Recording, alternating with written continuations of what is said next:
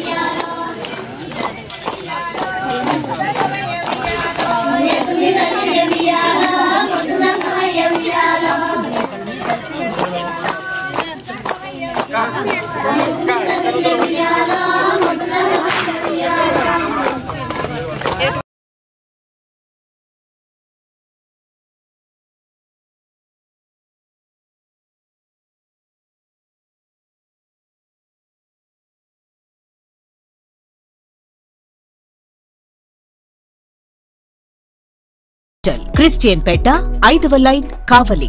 Doctor Guttipati Malinidevi MBBS MS OBGY కాన్పులు మరియు గర్భకోశ వ్యాధి నిపుణులు.